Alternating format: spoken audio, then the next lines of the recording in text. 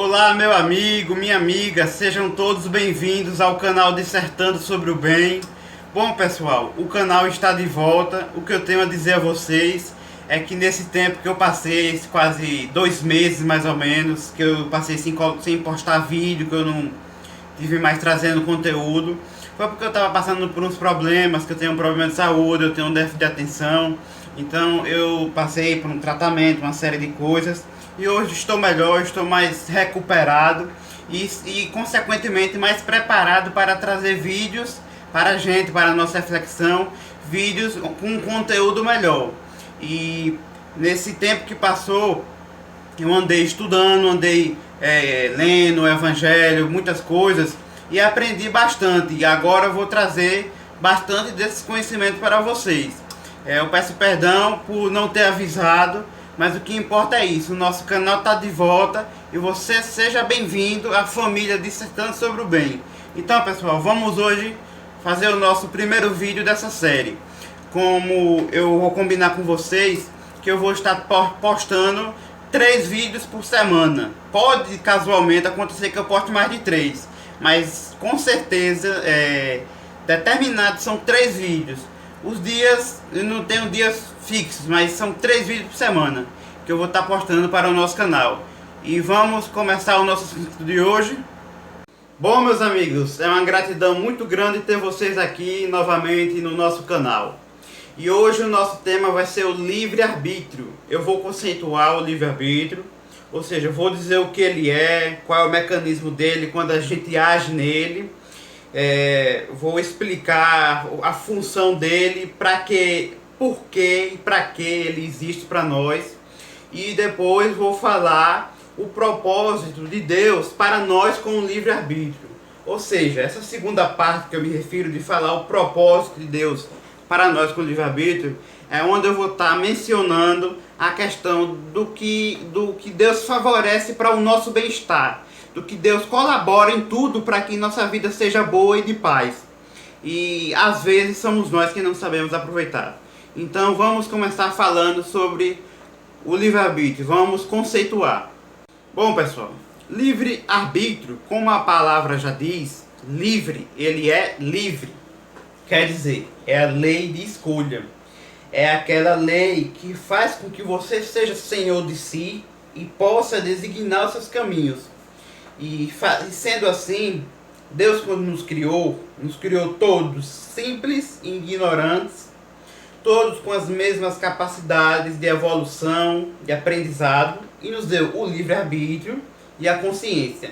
O livre-arbítrio é o que faz a gente escolher o caminho que a gente vai querer trilhar, o do bem ou o do mal. A responsabilidade é nossa. E a consciência é o que nos adverte aquele caminho que nós escolhemos.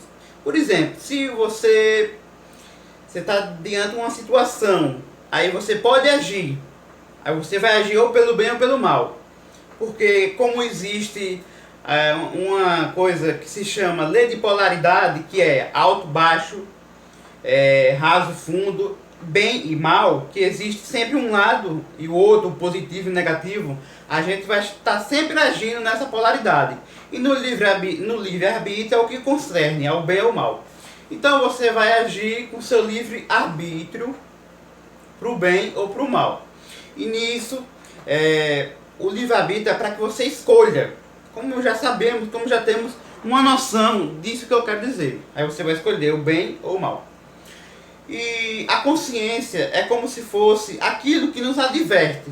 Por exemplo, você escolheu o caminho do bem, e sua consciência vai advertir, vai lhe assegurar. Ou seja, seu pensamento, que é a consciência, né? Vai lhe dizer, você vai pensar, eu escolhi o caminho do bem, eu vou por aqui. E você vai estar sabendo que aquilo é certo. Você vai saber que aquilo é certo. Quando nós escolhemos o caminho errado, nós percebemos pela forma da atitude que a gente teve de escolher o caminho errado, a consciência vai dizer que a gente errou. Eu acredito que em 100% dos casos nós sabemos que estamos tomando a atitude errada, mas às vezes o orgulho é tão grande que a gente não percebe ou não quer ver. Então, quando a gente toma uma atitude errada, a nossa consciência também adverte. E o livre-arbítrio é a lei de escolha. É a lei que Deus fez para que favorecêssemos a nós, a nossa evolução. Como eu disse, para nós sermos senhores de nós mesmos. Porque se Deus decidisse pela gente, não teríamos mérito. Estaria tudo na mão dele. E ele já fez tudo por nós, por ter nos dado a vida e a capacidade de escolher entre o bem e o mal. Então cabe a nós decidir se a gente vai querer tomar uma atitude que vai fazer bem para mim ou para o outro, ou se vai fazer mal. Porque se essa atitude que fazer mal para o outro vai estar consequentemente fazendo mal a mim. Porque isso é uma ilusão. A gente não faz mal nem bem a ninguém. A gente só faz pra gente mesmo. Porque quando a gente age com maldade, quando a gente prejudica alguém, aquilo volta pra gente da mesma forma. Eu falo aqui perante a visão da doutrina espírita e tenho em mente a lógica da reencarnação. E se não for nessa vida que a gente for passar pelo que a gente fez o outro passar, vai ser no outra, se não for, vai ser em outra, se não for hoje, vai ser amanhã. Mas a lei de Deus, que é que uma delas, né, a lei de causa e efeito, lei de ação e reação, elas são inexoráveis, não mudam e são infalíveis, que não falham, são perfeitas. Ela não, como é que eu posso dizer, não tolera nenhuma falta. Quero dizer que o mal não fica impune e todo bem que a gente faz, a gente é recompensado, porque Deus é a lei de justiça. Então, para que a gente possa imaginar e ter em mente a noção do livre-arbítrio, é entender isso, que ele é a nossa possibilidade, a nossa capacidade de agir livremente como a gente quiser, como muito bem a gente quiser. Como a gente quiser agir, não é proibido, porque nada é proibido. Eu penso dessa forma, que nada seja proibido, mas tudo tem consequência. Agora, não é certo fazer certas coisas. Por exemplo, uma pessoa fazer um crime com outra. Não é certo, mas não é proibido. Não é que Deus proíba. Agora, o que acontece? Quando alguém age dessa maneira, tem uma consequência. Tem uma consequência mediante o que ela fez. E o livre-arbítrio vem nos proporcionar a nossa capacidade de designar os nossos caminhos. De nós sermos por nós, de fazermos por nós o que outro não pode fazer. Ou muito menos Deus. Até porque ele respeita o nosso livre-arbítrio. A gente é livre para agir, livre para pensar, livre para tudo. Porque se Deus, por acaso, estivesse impondo que só fizéssemos o bem, aí ele estaria agindo de uma forma não tão certa, porque não teríamos o mérito, porque aí ele estaria agindo por nós. Aí você vem e pergunta: Pedro, mas você está dizendo que Deus não age por nós? Veja bem o que eu digo. Quando ele nos criou simples e ignorantes, nos dando livre-arbítrio, a consciência, a capacidade de evolução, ele já fez tudo por nós. Agora é só a gente resolver. É só a gente decidir trilhar o caminho do bem, o caminho do amor, o caminho do perdão, porque isso é o que vale, isso é o que vai contar os nossos sofrimentos a desaparecerem. Porque quando alguém me ofende, se eu perdoo, claro que eu vou ser perdoado por outro pecado que eu fiz com outra pessoa e vou deixar de sofrer. Tão bom isso. Você perdoar e ser perdoado. Isso é uma beleza, uma maravilha de Deus. E o perdão também é um livre-arbítrio. É um livre-arbítrio, porque se alguém lhe ofende, você pode escolher, decidir perdoar ou não. Então é também um livre-arbítrio.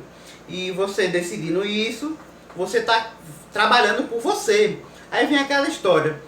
Mas a pessoa não me perdoou. Sim, se ela não lhe perdoou, o problema é dela. Você ora por ela, faz o que puder de bom por ela, o possível que você puder. Mas se você perdoou, se você não guardou o ressentimento, se você superou e teve o esquecimento da ofensa, é válido para você, que vai ser recompensado. É você, quem vai deixar de sofrer é você, porque o Pai vai considerar, Deus vai considerar. E você deixando de sofrer já é um grande passo para que você tenha mais felicidade, para que você esteja mais realizado, se livrando da dor, do tormento. E o perdão condiciona isso. E o perdão também é uma causa e uma lei de livre-arbítrio. E finalizando esta parte de conceituar o livre-arbítrio, eu vou encerrá-la com a ideia seguinte. Nós somos mais frágeis do que mal. Acredito que nós somos mais frágeis do que mal. Mas você diz assim, mas como é mais frágil do que mal se uma pessoa mata uma criança, estrupa, faz essas coisas terríveis? Como tem mais fragilidade do que maldade? Essa frase, mais frágil do que mal, ela é uma frase que vai na síntese da coisa, na origem. Veja bem um exemplo que eu vou dar. Quando eu digo mais frágil do que mal, eu não estou me referindo ao ato acontecido, mas sim ao que ocasionou a tendência que a pessoa tinha para fazer acontecer aquele ato. Como assim? Quando alguém na infância era uma criança e viveu em um clima, num ambiente muito pernicioso, onde havia muita maldade, onde era maltratado, ali começa a fragilidade da criatura ali. A criança passa por dificuldades, passa por sofrimento, sofre, muitas vezes apanha, passa fome. Aí aquilo causa uma fragilidade. Eu não estou dizendo que é certo matar, que é certo fazer o crime, não, claro que não. Até porque a lei de Deus, ela há uma punição, uma reparação e tudo mais. Mas quando essa criança está nesse estágio de infância, porque geralmente, como a infância é o início da existência, ela demarca o que vai ser depois. Porque a existência começou na infância. E depois o que vai acontecer depois é o que vai demarcar o que aconteceu por consequência do que aconteceu na infância. E se nessa infância a pessoa teve uma infância frustrada, ela foi maltratada, ela vai ter um complexo, um sofrimento interior, e que às vezes esse sofrimento se converte em revolta. E isso que é o fato de não superar umas provas. Por quê? A criança passou por o exemplo que eu estou dando, só para a gente ter uma ideia. E eu vou ainda, nesse vídeo, dizer a segunda parte, que é o propósito de Deus para a gente com o livre-arbítrio. Mas vamos nessa ideia. A criança teve uma infância frustrada, sofreu muito, e aquilo ali era uma prova que ela tinha que superar. Como era que ela superaria essa prova? Ela superaria se quando ela chegasse na sua adolescência, na sua fase adulta, ela não tivesse aquela frustração convertida em revolta para fazer mal aos outros. Ela passou por aquela infância sofrida, quando ela ficou adolescente e adulta, se ela superou, se ela encontrou a luz, jogou o farol, jogar o farol é ter o discernimento, você já tem um pensamento diferente, entender que você passou por aquilo, mas não é que você passou por aquilo, você vai tratar as pessoas mal. Aí superar seria isso. Seria ela não fazer mal aos outros por conta da infância imaculada. Seria uma prova superar. Se ela não supera, ela vai agir no mal. E agindo no mal, ela vai estar perdendo o mérito com Deus. Porque quando a gente age no mal, a gente perde o mérito com Deus. Então, e ela agindo dessa forma, o que aconteceu na sua infância vai refletir no seu inconsciente. Porque a gente é inconsciente e inconsciente. E como diz os certos estudiosos, o consciente é como se fosse a pontinha do iceberg, o inconsciente é o resto todo. Mas aí é um caso para outra conversa. Mas voltando ao nosso exemplo, onde é que está o livre-arbítrio dessa criatura? O livre-arbítrio dela estaria em ela superar a prova, ou não. Mas o livre-arbítrio dela continua pleno, porque se ela não escolheu reagir com revolta, não superando a prova, foi o livre-arbítrio que ela usou também, que ela usou para o mal, que a prova seria para superar a infância sofrida e não fazer os outros sofrer, porque a gente vê isso muito acontecer. Como diz a história, todo bandido, todo marginal, todo criminoso, foi uma criança que foi maltratada, mas era justamente para superar. Então ela agiu com livre-arbítrio e usou para esse destino. Aí a fragilidade que eu falei antes consiste na infância, que constitui o que ela vai agir mais adiante. Então, o livre-arbítrio é isso. Tire por esse exemplo da infância da criança, que ela podia usar o livre-arbítrio dela para o bem dela, superando a prova do que ela viveu e não se revoltando e fazendo mal a outros na sua adolescência, na sua fase adulta. Então, o livre-arbítrio é isso. É essa criança E quando tornou adulta, ela usou o livre-arbítrio dela, ou ela vai usar para superar, que é tomar aquela conscientização, poxa, eu passei por tudo isso e não quero que ninguém passe. E mudar esse aspecto, não se tornar um criminoso. Ou então ela se tornando um criminoso que foi uma criança que foi maltratada na infância. Agora vamos falar qual seria e qual é o propósito de Deus do livre-arbítrio para com a gente.